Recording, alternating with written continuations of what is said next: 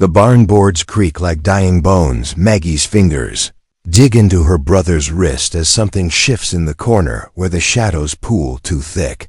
James doesn't see it yet. He's only 8 and still believes in things like safety. Smell that? James whispers. Maggie smells it, rot and copper, and something else. Something old that's been waiting. Stay behind me. Her voice cracks like dry wood. The darkness in the corner breathes, not air, something deeper. James's small hand finds hers, and she can feel his pulse racing through his thin skin. 3 days since their last reel. 5 since Mama stopped getting out of bed. 7 since Daddy disappeared into the bottle and never came back out. Please, Maggie steps forward. The floorboard sags under her bare feet. I know you're there. The shadow peels away from the wall like wet paint. It doesn't have a shape exactly, but it has hunger. That much is clear. James makes a sound like a trapped animal and tries to run, but Maggie holds him fast. What do you want? She asks. It doesn't speak with words. The answer comes as images pressed into her skull. Children's bones, empty dinner plates, parents who turn away when the choosing time comes. No, the word tears from her throat, but her stomach clamps down on itself, and James's ribs show through his shirt like fence slats. And somewhere in town, Sheriff Cotton is probably already writing their names on his list. Please take my brother, she says, and the words taste like ash. I'll go back alone. James looks up at her with eyes like their mama's, blue and trusting and already too old. Maggie, what are you doing? The shadow moves closer. It smells like the space under there. Porch where things go to die, like the bottom of the well where the water turned black. Like everything in this town that people pretend not to see. I'm trying to save us, she whispers. But she knows that's a lie. She's trying to choose which one of them gets to stay hungry. Sheriff Cotton's boots crunch on the gravel outside their kitchen window. Maggie presses her face to the glass and watches him adjust his badge in the moonlight. His hand shakes. Even from here she can see it.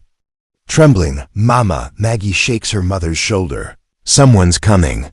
I know. Mama's voice is flat as old water. Been expecting him. The knock comes 3 times, slow and heavy like nails in a coffin lid. Evening, Martha. Cotton removes his hat when Mama opens the door. Mind if I come in? Do I have a choice? Cotton steps inside without waiting for an answer. His eyes find Maggie standing by the stairs, then dart to the ceiling where James sleeps. Council met tonight. I know what the council decided. Mama's fingers clutch her housecoat closed. Same thing they always decide when the harvest comes up short. Martha, don't. Mama's voice cuts through the kitchen like a blade. Don't you dare make this sound reasonable. Cotton sets a folded paper on their scarred table. Official letterhead from the town hall. You got 48 hours to make arrangements. Arrangements for what? Maggie steps forward. Cotton looks at her like she's already gone. Child, you best let the adults handle this. Tell her. Mama's words come out like broken glass. Tell my daughter what the good people of this town decided about her family. Cotton's jaw works, but no sound comes. The selection. Mama turns to Maggie with eyes like burned-out houses. Every year when the crops fail, every year when the well runs dry, council picks a family. Picks the poorest one. Picks the one nobody will miss. What happens to them? Maggie asks, but she already knows. The empty houses on Elm Street, the Hendricks boy who disappeared last fall, the way people cross themselves when they pass the old well. They feed the thing that keeps this town alive. Cotton's voice drops to a whisper. Been doing it since my grandfather's time, since before that. James's footsteps creak overhead. He's probably getting a drink of water. Still innocent, still safe in his dreams. 2 days, Cotton says, backing toward the door. I'm sorry, Martha, I truly. The door closes and Maggie understands. They're marked now, written down in the town's ledger, like cattle for slaughter. Grandmother's room smells like medicine and secrets. Maggie finds her propped against yellowed pillows, fingers tracing patterns on the quilt that used to be bright. Granny, I need to ask you something. About the well. Grandmother's voice rattles like dry leaves. Figured you would eventually. Maggie sits on the bed's edge. The mattress sags under her weight. How long has it been happening? Since before your grandfather was born, since this town first dried up and people got desperate. Grandmother's eyes focus on something past the window. Used to be different families took turns, shared the burden. What changed? Money, power, same thing that always changes. Grandmother coughs and blood specks her handkerchief. Rich folks figured out how to point the finger away from their own children. Maggie pulls the quilt higher around her grandmother's shoulders. Tell me about the names. What names? The ones carved in the wood by the well. I saw them yesterday. Grandmother's hand finds Maggie's wrist. Her grip is stronger than it should be. You went there? I had to. See, Sarah Beth Morrison, 1953, Little Daniel Cruz, 1961. The Watkins twins in 78. Grandmother's voice drops to barely a whisper. Every name tells the same story. Poor family, hungry children, council vote. Where are their graves? No. Graves, that's the point. Grandmother's fingers dig deeper into Maggie's skin. Families get told their children ran away, got taken by relatives in the city. Anything but the truth. What about the families who moved away? Never moved, just disappeared after asking too many questions. Grandmother struggles to sit up higher. The Hendricks family last year found their car at the bottom of Miller's Pond, whole family inside. They fought back? Tried to same as others before. Them. Grandmother pulls Maggie closer. Listen to me, child. This thing under the well, it doesn't just take children. It takes anyone who threatens the arrangement. So we're supposed to just accept it? I'm saying you need to be smarter than the ones who came before. Grandmother's voice grows urgent. The council thinks they control it, but they don't. That thing is older than this town, hungrier than they understand. What are you saying?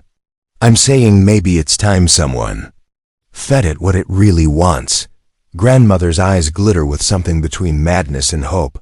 Not children, Maggie, the ones who've been feeding it children. Cotton returns the next evening with 3 council members behind him. Mayor Briggs, Old Man Patterson, who owns half the farmland, Mrs. Clearwater from the bank. They fill the kitchen like a disease.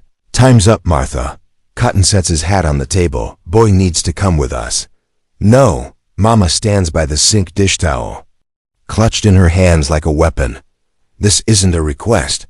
Mayor Briggs steps forward. His suit costs more than their house. Council vote was unanimous. Where's my husband? Mama's voice shakes. Where's Robert? Sleeping it off in the jail. Cotton won't meet her eyes. Probably best he misses this part. Maggie watches from the stairs. James sits beside her, small fingers wrapped around the banister. He doesn't understand yet, but he knows something's wrong. You can't take him. Mama throws the dish towel down. He's 8 years old. That's the point. Mrs. Clearwater's voice is cold as January wind. The offering has to be innocent. Listen, Martha. Patterson's boots scrape against the linoleum. You give. You ask the boy, we'll make sure you keep the house. Maybe find work for you at the diner. And if I don't? Then you lose everything. Briggs pulls out an eviction notice. House, land, everything your family built. Mama sinks into a chair. Her shoulders shake, but no sound comes out. Mama? James whispers. Cotton looks up at them. His face is gray as old meat. Boy, come on down here. No. Maggie stands. You can't have him. Child, this isn't your decision, Patterson's voice carries the weight of generations. Whose decision is it? Maggie descends the stairs slowly. Yours? The council's? Or the thing you're all afraid of? Cotton's hand moves to his gun, not to draw it, just to touch it for comfort. You don't understand what you're talking about. I understand you're scared. Maggie reaches the bottom step. I can see it in your eyes, Sheriff. You're not doing this because you want to. You're doing it because you're terrified of what happens if you don't. Smart girl. Mrs. Clearwater smiles, but it doesn't reach her eyes. Too smart for her own good. The boy comes with us now. Briggs nods toward James. Or the whole family pays. Mama looks up with tears streaming down her face. Please take me instead. Doesn't work that way, Cotton's voice breaks. Has to be a child. Has to be innocent. Those are the rules. Whose rules? Maggie asks, but she already knows the thing under the well makes the rules. Always has. Maggie waits until the house goes. Quiet. Mama cries herself to sleep. James curls up in her bed, afraid to be alone. The council members drive away with their headlights cutting through the darkness like accusations. She slips out through the kitchen door. The well sits a quarter-mile past the edge of town where the road turns to dirt, and the wayo streetlights give up, trying. Her bare feet know the path even in the dark. The well is older than anything else around here, stone and mortar crumbling like bad teeth. Someone built a wooden cover over it years ago, but the boards are rotted through now. She can see down into the black. I know you're listening. Her voice echoes off the stone walls. The confood smell hits her first, sweet rot and copper pennies. Then she sees them, bones scattered around the well's base, like discarded toys, small bones, child-sized ribs, and tiny skulls that gleam white in the moonlight. Fresh offerings too, a teddy bear from last month, a school backpack still damp with morning dew. James's age, all of them. James's age. Why children? She whispers. The answer comes not as words, but as images pressed into her skull. Children taste like hope, like futures unlived and dreams unbroken. Adults taste like disappointment and compromise, and all the small deaths that come with living too long. What do you really want? More images, the taste of power, the flavor of those who think they control death instead of serving it. The rich sweetness of corruption finally called to account. You're tired of them too. Understanding floods through her like cold water. The council, the mayor, all of them feeding you scraps while they feast. The presence around the well shifts. Something vast and patient and hungry for more than just children. Hungry for justice in its own twisted way. What if I brought you something better? The darkness wraps around her like a promise, like a pact written in blood and sealed with desperation. What if I brought you the ones who've been choosing your meals? The well breathes deep and satisfied and eager. Maggie backs away slowly. Her legs shake, but her mind is crystal clear for the first time in days. She understands now. Courage isn't about being brave enough to sacrifice yourself. Sometimes courage means being smart enough to sacrifice the right people. The thing in the well follows her home through the shadows, patient as death and twice as hungry. Back in the barn where it started, Maggie holds James's hand as the shadow takes shape, not the desperate girl from 3 days ago. Something harder now, something that's learned the difference between sacrifice and strategy. Please take my brother, she says again, but her voice doesn't crack this time. I'll go back alone. The entity pauses. It tastes the lie in her words, the hidden purpose beneath her plea. James looks up at her with confusion. Maggie, what's happening? Trust me. She squeezes his hand. Just trust me. The barn door creaks open. Cotton enters first, followed by the council members. Their faces are grim masks in the dawn light filtering through broken boards. Time to go, boy. Cotton's voice shakes like autumn leaves. Wait. Maggie steps forward. I need to tell you something about the well, about what's really down there. Child enough. Mayor Briggs moves toward James. This is hard enough without your theatrics. The shadow behind Maggie grows larger, darker. The council members freeze as the temperature drops 10 degrees. It's hungry, Maggie continues. But not for children. It's tired of children. Tired of innocents who don't understand what they're dying for.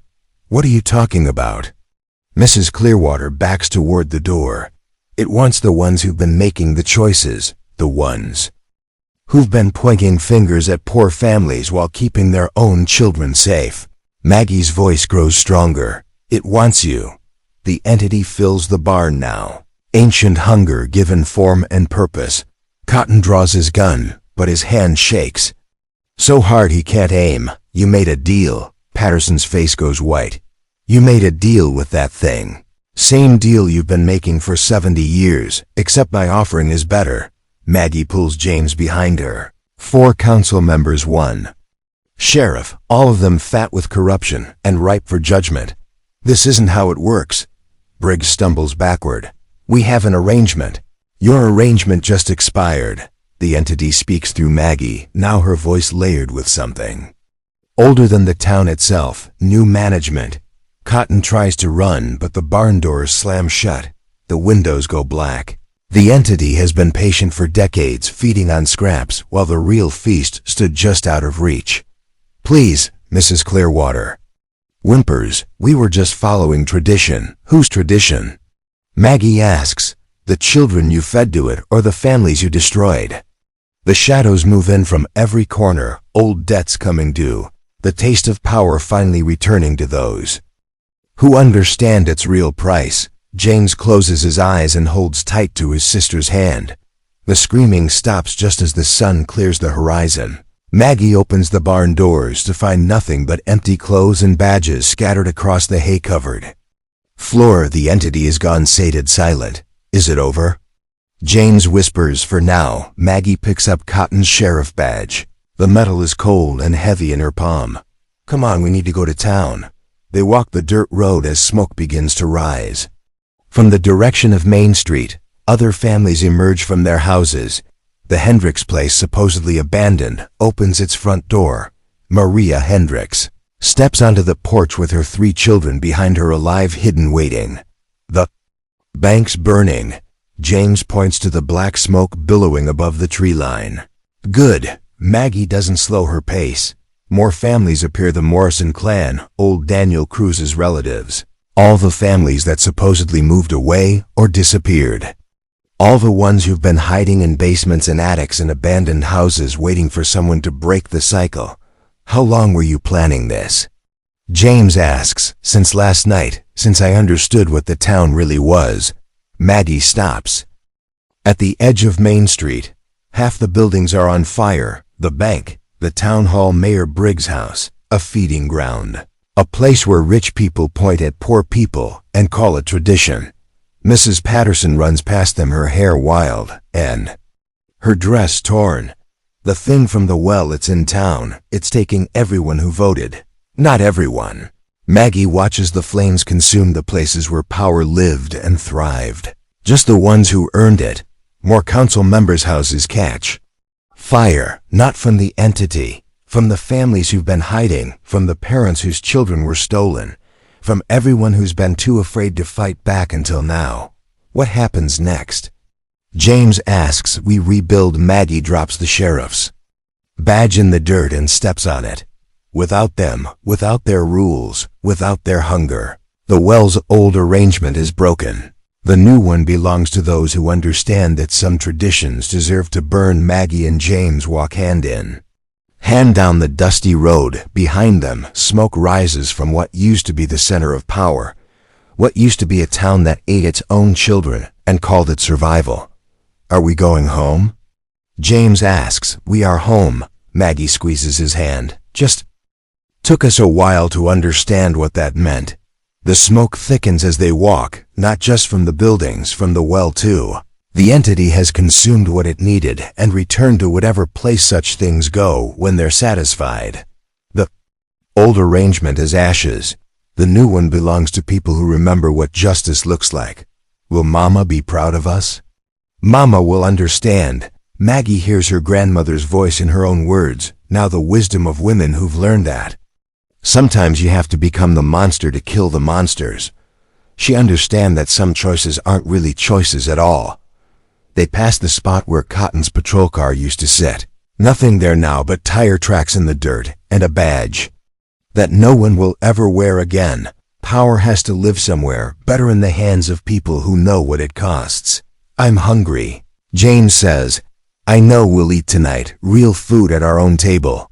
Maggie tastes the promise in her words and knows it's true.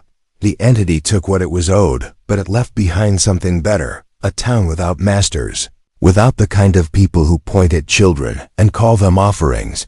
Her father's silence lives in her chest now, the weight of understanding that some things can't be spoken, only done. Her mother's tears have taught her that love sometimes wears The face of terrible choices. Her grandmother's voice whispers that the strongest women are the ones who learn to feed the right things to the darkness. Are we bad people now?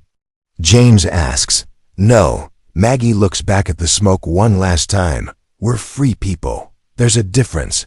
They walk toward home, toward whatever comes after justice, toward the terrible, beautiful way of choosing who deserves to survive.